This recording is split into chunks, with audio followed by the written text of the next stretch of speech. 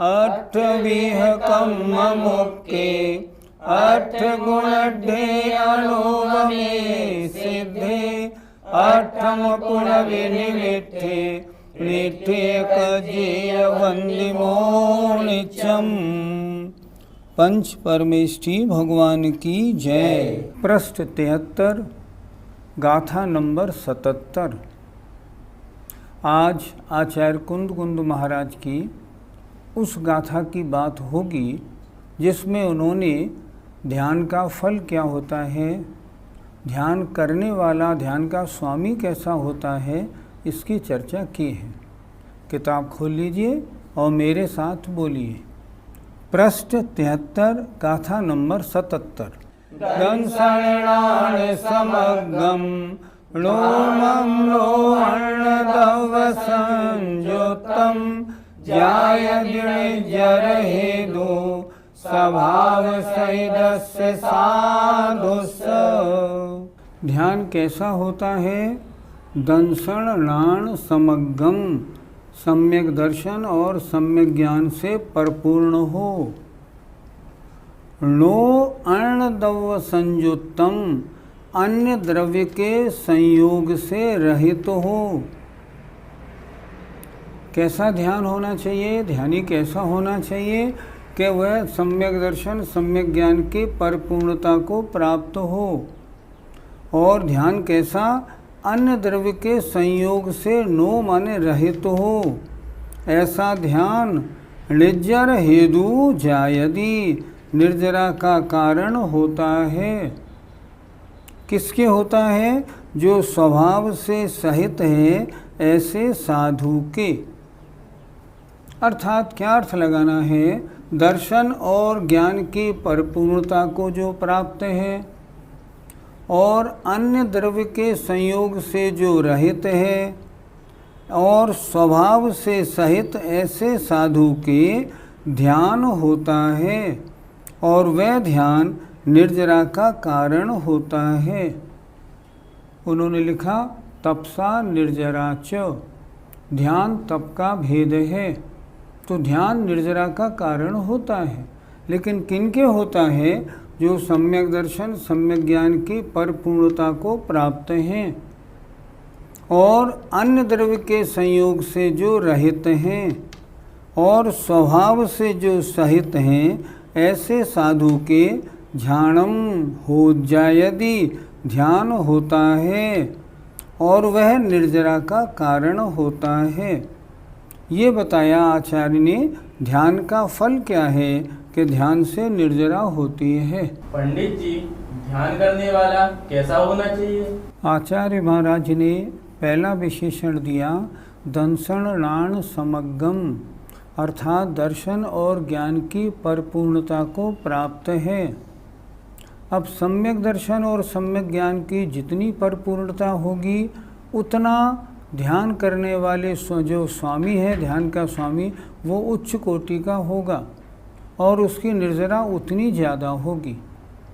अर्थात यदि सम्यक दर्शन क्षायक हो और ज्ञान भी क्षायक हो, ऐसी अगर अरहंत अवस्था है ना, तो उसके ध्यान का फल तो सर्वोत्कृष्ट है ही, उनकी तो बात ही क्या है। लेकिन अगर मान लो मुनि महाराज हैं और वे भी दर्शन और ज्ञान की परिपूर्णता या उच्चता को प्राप्त हैं, तो वे भी एक अच्छे ध्याता कहे जाते हैं। दोनों तरह से इसका अर्थ हम लगा सकते हैं। तात्पर्य क्या है? दर्शन और ज्ञान इसकी परिपूर्णता को प्राप्त साधु होना चाहिए। और कैसा होना चाहिए? दूसरा विशेषण दिया अन्य द्रव्य के संयोग से रहित हो। अर्थात अन्य द्रव्य के संयोग से रहित, अर्थात चित्त में अन्य द्रव्य संबंधी कोई विचार ना हो, किसी वस्तु से राग नहीं, किसी वस्तु से द्वेष नहीं, कोई संयोग नहीं, शरीर पर भी अन्य कोई और पदार्थ नहीं, अर्थात मुनि अवस्था वाला हो, अन्य द्रव्य के संयोग से रहित हो, और कैसा हो, स्वभाव सहितस्य, स्वभाव से सहित हो, अर्थात विभाव परिणामों से बिल्कुल रहित हो। 3 विशेषण आचार्य ने दिए। तीनों विशेषण बहुत उपयुक्त हैं। तीनों विशेषणों में जितनी विशेषता वाला ध्याता होगा, ध्यान का फल उतना ज़्यादा अच्छा होगा। पंडित जी, अगर ध्यान करने वाला स्वभाव से सहित ना हो तो क्या दिक्कत है? आत्मा के परिणाम 2 प्रकार के, एक स्वभाव रूप और एक विभाव रूप। आत्मा जब आत्मा में लीन है तो उसके परिणाम स्वभाव रूप हैं, और जब आत्मा अन्य किसी और द्रव्य से संबंधित होकर राग द्वेष रूप परिणमन कर रहा है, उस समय वह विभाव रूप है। अब खुद सोचें, अगर वह आत्मा स्वभाव से सहित न हो, अर्थात आत्मा में लीन न हो, और परभाव माने राग द्वेष आदि परिणामों से सहित हो, तो उसके तो ध्यान ही नहीं माना जाएगा। ध्यान करने वाला कैसा होना चाहिए? स्वभाव सहित, मतलब विभाव परिणामों से रहित, अर्थात राग द्वेष काम क्रोध आदि विकारों से रहित हो, स्वभाव रूप परिणमन कर रहा हो। ऐसा जो ध्याता होता है उसको ध्यान का उत्कृष्ट फल मिलता है। देखिए जरा क्या लिखा उन्होंने। द्रव्य संग्रहकार ने बहुत अच्छा लिखा। उन्होंने लिखा, माँ मुझ्य माँ रज्य माँ दुस्सह इट्ठ अट्ठेसु। कितना बढ़िया लिखा। जिस समस्त इष्ट और अनिष्ट पदार्थों में माँ मुझ्य मोह मत करो, माँ रज्य राग मत करो, माँ दुस्सह द्वेष मत करो। अगर इष्ट अनिष्ट पदार्थों में राग द्वेष या मोह रूप परिणमन होगा तब ध्यान का सवाल ही नहीं है। कैसे ध्यान होगा? फिर तो विकारी परिणामों से सहित आत्मा ध्यान की योग्यता ही नहीं, उनके तो फिर आर्त रौद्र ध्यान बन जाएगा। क्या लिखा उन्होंने? थिर मिच्छय जय चित्तम विचित्त ध्यानप सिद्धिये। तरह तरह के ध्यान की सिद्धि के लिए यदि तुम अपने चित्त को स्थिर करना चाहते हो तो बिना ऐसा किए चित्त की स्थिरता नहीं बनती। इसलिए बहुत अच्छा लिखा, स्वभाव सहितस्य साधु स, अर्थात जो साधु अपने स्वभाव से सहित है, अर्थात वैभाविक विभाव राग द्वेष आदि परिणामों से रहित है, ऐसे जो साधु महाराज हैं वे ध्यान के स्वामी हैं। और वो भी अन्न द्रव्य संयुक्तम, अन्य द्रव्य के संयोग से णो माने रहित हैं। ऐसे साधु असली ध्याता होते हैं, वास्तविक ध्याता होते हैं।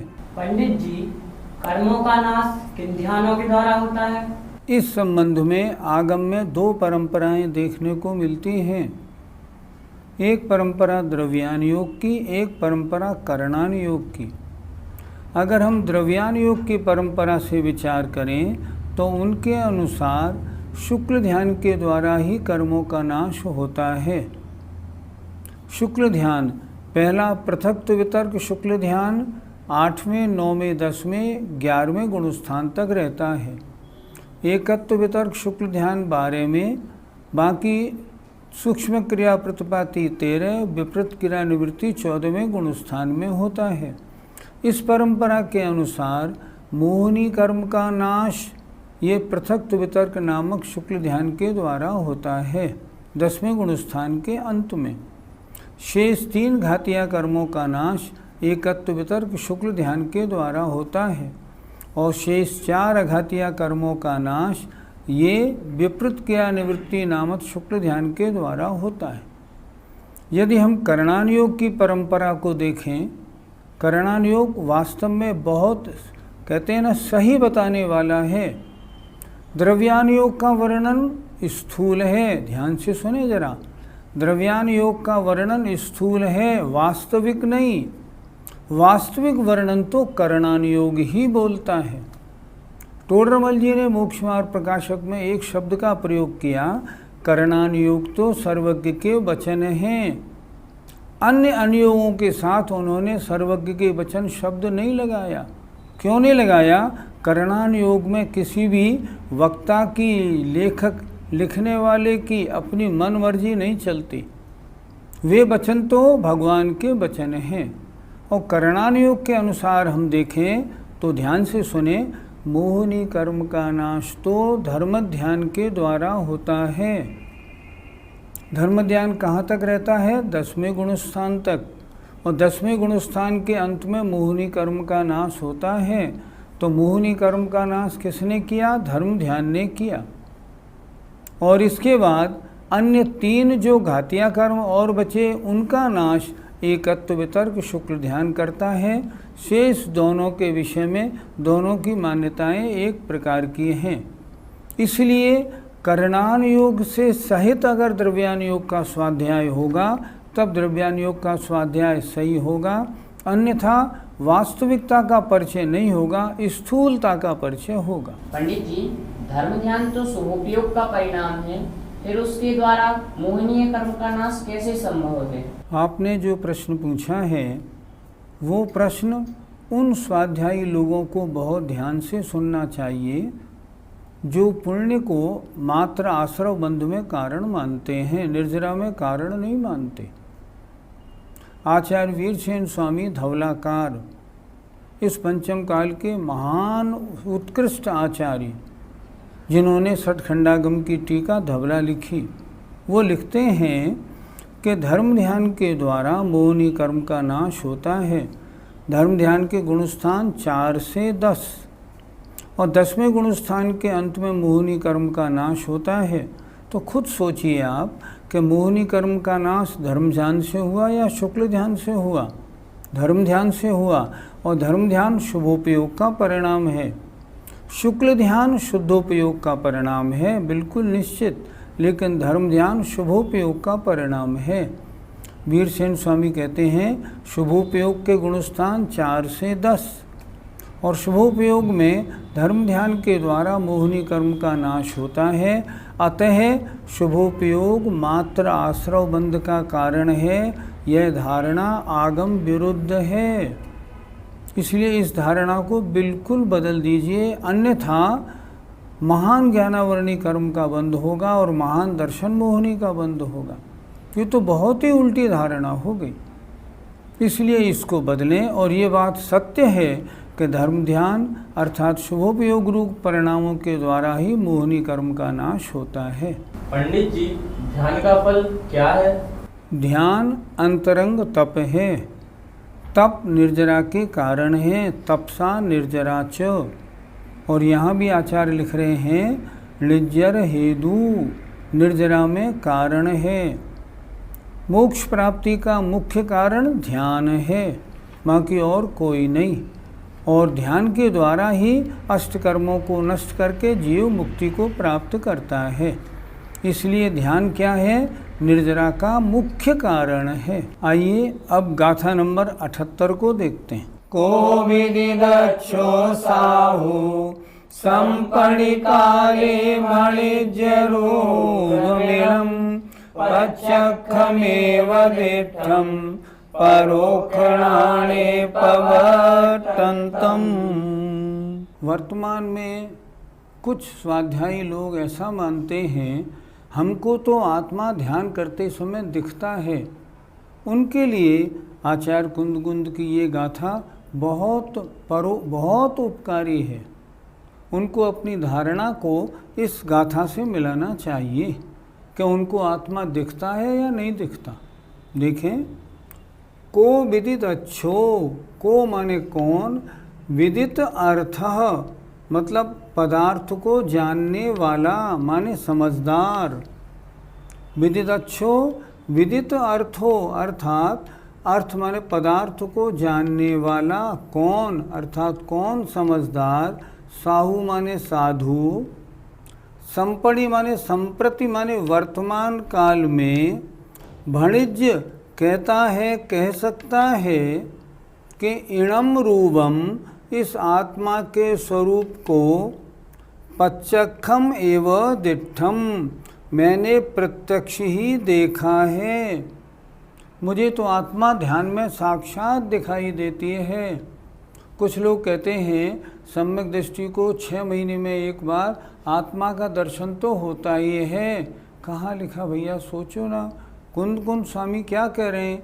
आत्मा का दर्शन नहीं होता। क्यों नहीं होता? परोक्षणाणे पवत्थंतम, परोक्ष ज्ञान में प्रवर्तने वाले हो। परोक्ष ज्ञान वालों को आत्मा का दर्शन नहीं होता।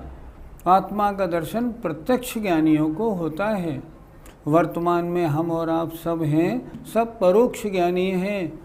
इसलिए अगर कोई ये कहता है मुझे आत्मा दिखती है, खैर कहने की बात है, आत्मा नहीं दिखती। कुंद कुंद स्वामी तो इस गाथा में यही बात कह रहे हैं। फिर एक बार देखें, को विदित अच्छो, कौन अर्थ को जानने वाला समझदार साधु, संपड़ी काले माने वर्तमान काल में, भणिज्य कह सकता है कि इणम रूपम, इस आत्मा के स्वरूप को, पच्चखम एव दिठम, मैंने प्रत्यक्ष ही देखा है। मैं तो आत्मा को साक्षात देखता हूँ। गृहस्थ की बात छोड़ो, अगर साधु भी समझदार है तो ऐसा नहीं कह सकता। क्यों? क्योंकि परोक्ष ज्ञान में प्रवर्तने वाला है। मति ज्ञान, श्रुति ज्ञान वर्तमान में हम लोगों के हैं और उसके द्वारा आत्मा दिखती नहीं। इसलिए कोई समझदार साधु या कोई भी ज्ञानी ऐसा नहीं कह सकता कि हमें आत्मा दिखती है। पंडित जी, ज्ञान कितने प्रकार का होता है? सम्यक ज्ञान के 2 भेद आचार्यों ने कहे हैं, एक परोक्ष और एक प्रत्यक्ष। परोक्ष ज्ञान के 2 भेद कहे, मति ज्ञान और श्रुति ज्ञान, दोनों परोक्ष ज्ञान हैं। ये इंद्रिय और मन की सहायता से होते हैं। और जो प्रत्यक्ष ज्ञान हैं वे 3 हैं, अवधि, मनःपर्यय और केवल ज्ञान। इनमें भी अवधि ज्ञान, मनःपर्यय ज्ञान एक देश प्रत्यक्ष है, केवल ज्ञान सर्वदेश प्रत्यक्ष है। इस प्रकार ज्ञान के 2 भेद या 5 भेद कहे जाते हैं। पंडित जी, 5 प्रकार के ज्ञान में से इस ज्ञान के माध्यम से आत्मा देखी जा सकती है। आत्मा 2 प्रकार की, एक शुद्ध और एक अशुद्ध। शुद्ध आत्मा सिद्ध भगवान की, अशुद्ध आत्मा हम संसारी जीवों की। मति ज्ञान, श्रुति ज्ञान के द्वारा ना संसारी आत्मा देखी जा सकती है, ना सिद्ध आत्मा। अवधि ज्ञान रूपी पदार्थों को जानता है और संसारी जीव की आत्मा रूपी है, इसलिए अवधि ज्ञान के द्वारा वह आत्मा देखी जा सकती है। लेकिन केवल ज्ञान के द्वारा अशुद्ध आत्मा हो चाहे शुद्ध आत्मा हो, दोनों आत्माएं देखी जाती हैं। अर्थात आत्मा का ज्ञान हो सकता है प्रत्यक्ष ज्ञान के द्वारा, परोक्ष ज्ञान के द्वारा हो ही नहीं सकता। आचार्य भी स्वयं लिख रहे हैं कि परोक्ष ज्ञान में प्रवृत्ति करने वाला साधु ये कैसे कह सकता है कि मैंने आत्मा को प्रत्यक्ष देखा, क्योंकि आत्मा का प्रत्यक्ष देखना तो अशुद्ध अवस्था को देखना अवधि ज्ञान से बनता है। आजकल अवधि ज्ञान भी नहीं, मनःपर्यय ज्ञान भी नहीं, केवल ज्ञान का तो खैर प्रश्न ही नहीं।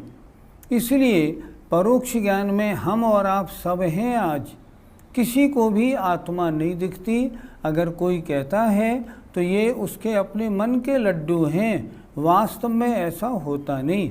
कुंद कुंद महाराज की गाथा स्पष्ट बोल रही है। पंडित जी, साधु नहीं देख सकता तो क्या गृहस्थ देख सकता है? वर्तमान काल के जितने भी गृहस्थ हों या वर्तमान काल के जितने भी साधु हों, उनके 2 ही ज्ञान हैं, मति ज्ञान और श्रुति ज्ञान। उनके प्रत्यक्ष तीनों ज्ञान, अवधि, मनःपर्यय, केवल ज्ञान तो है ही नहीं। इसलिए चाहे साधु हो चाहे मुनि महाराज हों, क्योंकि वे परोक्ष ज्ञान में प्रवर्तन वाले हैं, इसलिए किसी को भी वर्तमान काल में किसी को भी आत्मा प्रत्यक्ष नहीं दिखाई पड़ सकती। कुंद कुंद महाराज की गाथा बहुत डंके की चोट ये बात कह रही है। अर्थात हम सब वर्तमान में परोक्ष ज्ञानी हैं। परोक्ष ज्ञान से आत्मा नहीं दिखती, शुद्ध या अशुद्ध। इसलिए कोई समझदार साधु ये नहीं कह सकता कि मैंने अपने परोक्ष ज्ञान के द्वारा आत्मा देखी है, मुझे दिखती है, मैं जब चाहे जब देख लेता हूँ, ऐसा अगर कहता है तो उसका कहना ठीक नहीं। पंडित जी, फिर भी कुछ लोग ऐसा कहते हैं कि आत्मा दिखती है, क्या उनका यह कहना सही है? इस संबंध में हाँ ना करने वाले हम कौन होते हैं? देखो, आचार्य कुंद कुंद महाराज ने ये गाथा लगता है ऐसे ही लोगों के लिए लिखी है जो लोग ये कहते हैं कि मतिश्रुत ज्ञान के द्वारा हमें आत्मा दिखती है। आत्मा नहीं दिखती। मैंने कहा ना, वर्तमान का कोई भी श्रावक हो या कोई भी साधु हो, सारे के सारे परोक्षणाणे पवट्टंतम, परोक्ष ज्ञान माने मति और श्रुत ज्ञान के धारी हैं। मिथ्या दृष्टि है तो कुमति कुश्रुत है, सम्यक दृष्टि है तो मति और श्रुत है। मुनि महाराज हों चाहे वे शुद्धोपयोग में हों, उस समय भी क्या होगा? मति और श्रुत ज्ञान के धारी हैं। उनको आत्मा का ज्ञान होना तो संभव है, आत्मा का चिंतन होना संभव है, आत्मा के स्वरूप के बारे में बार बार विचार करना तो बन सकता है, लेकिन आत्मा साक्षात दिखती हो नहीं, ये संभव नहीं। इसलिए वर्तमान में जो ऐसा कहते हैं वो कैसे कहते हैं वो जाने, लेकिन इस गाथा के अनुसार तो हम स्पष्ट कह सकते हैं वर्तमान के किसी भी श्रावक या किसी भी मुनि को आत्मा दिख ही नहीं सकती, क्योंकि आत्मा प्रत्यक्ष ज्ञान का विषय है, परोक्ष ज्ञान का विषय नहीं। और वर्तमान में प्रत्यक्ष ज्ञान किसी को होता नहीं, मात्र परोक्ष ज्ञान होता है। इसलिए हमारा तो नम्र निवेदन है, जिनकी ऐसी धारणा है वो अपनी धारणा को ठीक करें। जय जिनेन्द्र।